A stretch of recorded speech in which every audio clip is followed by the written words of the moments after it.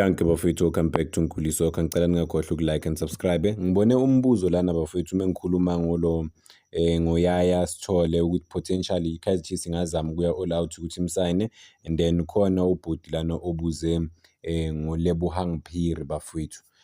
uPhiri-ke ngike ngayikhuluma indaba kaPhiri neKaizer Chiefs ukuthi iKaizer Chiefs kwenzakalani. uPhiri kwakumele asayine neKaizer Chiefs, it was expected. uPhiri waya laphana eNaturena wahlangana nemanagement eKaizer Chiefs. Amagama akhe straight and uPhiri uthi everyone was excited ukuthi bambone laphana eNaturena, bekubonakala ngathi ideal bazovumelana ngedeal nanokuthi uzoba iplayer leKaizer Chiefs, right? Only to find out ukuthi iKaizer Chiefs yavele yam-ignore after lokho, akuzange kusaba ne-communication between uPhiri neKaizer Chiefs. Why? Yena masezwa utshelwa abanye abantu ukuthi hayi wena kuthiwa wawufuna imali enkulu kabi laphana kuKaizer Chiefs, it was just too much. So iKaizer Chiefs yadecide uku-ignora ukuthi ikhohlwe uyizama abanye abadlali because of wena you are too expensive, imagine.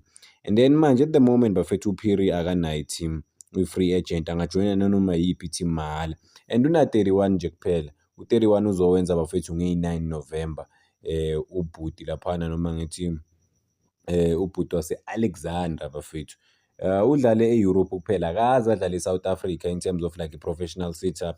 La sikhuluma ngomuntu ona-over 10 years bafethu ku-European football.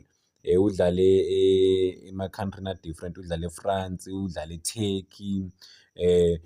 Une-experience enkulu kakhulu bafethu. It's not just even lapho, udlale even nase-Denmark bafethu, ama-iconic clubs walaphana adume kakhulu, bewadlala naku-continental level which is like Europa and stuff, right? So umbuzo wami ukuthi iKaizer Chiefs beyi-wrong na ukuthi ingakwazi ukumsayina uPhiri, ngoba yena uPhiri mekhuluma uthi iKaizer Chiefs cause i-agent ama-agent ayamosha bafethu. Cause i-agent lakhe, asiqale la, i-agent lakaPhiri lamosha i-move yakhe kuKaizer Chiefs because i-agent belifuna ukubhenefitha lona ukuthi lithole imali eningi laphana because he saw, i-agent labona ukuthi iKaizer Chiefs emfunayo, so i-agent kusho ukuthi la demand imali eningi. And then iKaizer Chiefs yaphula out of leyo deal leyo because they thought just the money was too much. And then but uPhiri yena ku-interview wathi iKaizer Chiefs if bengavumelani nale mali le-agent lakhe beliyibekile laphana etafuleni, bekumele babuye kuye ba-renegotiate and then bazwane, bamtshele uPhiri ukuthi imali esinayo ile nale nale. Uyasho futhi uke washo nalapha ku-interview ukuthi iKaizer Chiefs ayiqali ukulokhu njani ukuthi iyamfuna bafowethu, ike yamfuna years back, way before i-COVID, singakacabangi ukuthi i-COVID izoba khona emhlabeni. Kuyamfuna but-ke uthi that time ucabanga ukuthi beyangakabi ready, basafuna ukudlala e-Europe laphana uku-advance ibhola lakhe and stuff. So uPhiri uyilokhu njani bafethu, la kudlala khona umthetho u-perfect-ke laphana. And the coolest thing about uPhiri ukuthi uyakwazi futhi ukuba i-playmaker bafethu. U-deep laphana in terms of uyakwazi ukudlala i-DM, uyakwazi ukudlala ezi-CM, nokuba i-playmaker laphana in terms of like uku-hold ibhola, li-protect, ali-dominate, good pass of the ball and stuff like that. Ziningi izinto akwaziyo ngempela. He's not a prolific scorer overall ku-career yakhe mawubheka because of amagoli akanawo amaningi. But udlala la position le yakamthetho, bit of versatility. Bekazokwazi ngempela ukuyisiza iKaizer Chiefs laphana, but-ke they could not agree on i-deal. Bafana uke wadlala besimbona umfowethu laphana from 2015 to 2019 bekhona laphana kuBafana until he was dropped out of laphana i-national team. So but into engikhuluma ngayo, because I was pinning this with this thing yokuthi uYaya Sithole uyafuna ukubuya eSouth Africa, naye uPhiri uyafuna ukubuya eSouth Africa. And then the worst part, uPhiri uthi yena wayekela amanye ama-potential deal because of already bekhuluma neKaizer Chiefs, acabanga ukuthi izinto zakhe ne-Chiefs zizoba right. Unfortunately azange zibe right.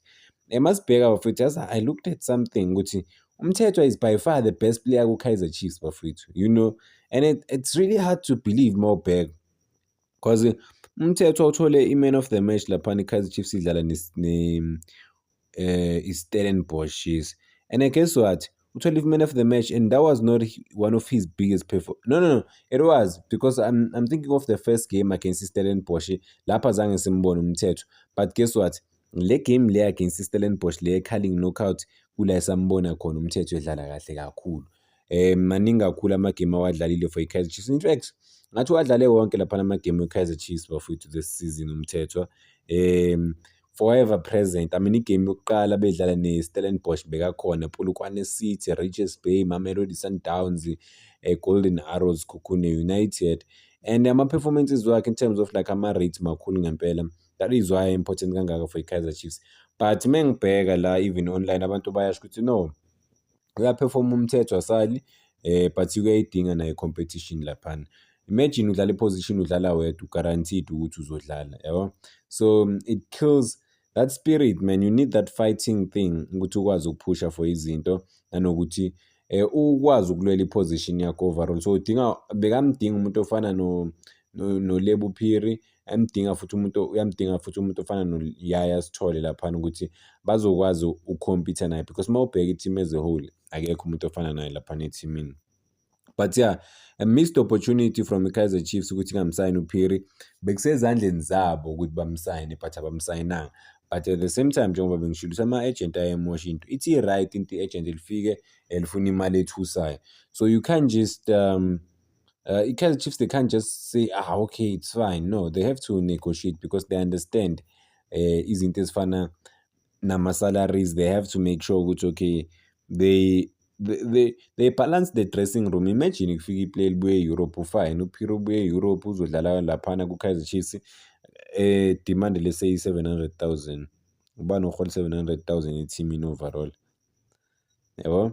So izinto lezi ezilimaza i-team laphana behind closed doors destroy i-team in a way, because as a team, as much as amanye ama-player expensive, but-ke zama ukubhalansa i-dressing room. You can't have a player edlala week in and week out ku-80,000 and then ube ne-player ungekho sure ukuthi lizodlala libe kulokhu njani, libe lese ku-700,000, but kuyenzeka ebholeni. But-ke lapho destroy change room. Imagine if uMduduzi Shabala uhola 80,000, uPhiri akadlali wonke ama-games, isikhathi esiningi akadlali nokudlala, but uPhiri u-times let's say close to 10 times in terms of ama-salaries. Same thing no-Percy Tau potentially bebangamsayina ku-Kaizer Chiefs. Same thing indaba yemali ukuthi uPercy Tau bedemand imali eserious kakhulu. Well, i-Kaizer Chiefs iya-afford ukubhadala abadlali ama-salaries, because I was checking i-contract kaSiboniso Gaxa bafowethu. uGaxa isibongo sakhe, yeah, I think yes, Siboniso. I mean contract yakhe ngithusile bafowethu, like i-Kaizer Chiefs beyimnika imali eserious, and back then, not just now, back then beyimnika imali eserious just over what, 10 years back, not even 10 years back, more than 10 years back, but beyimnika imali eserious. Why? Because of bebuye Europe.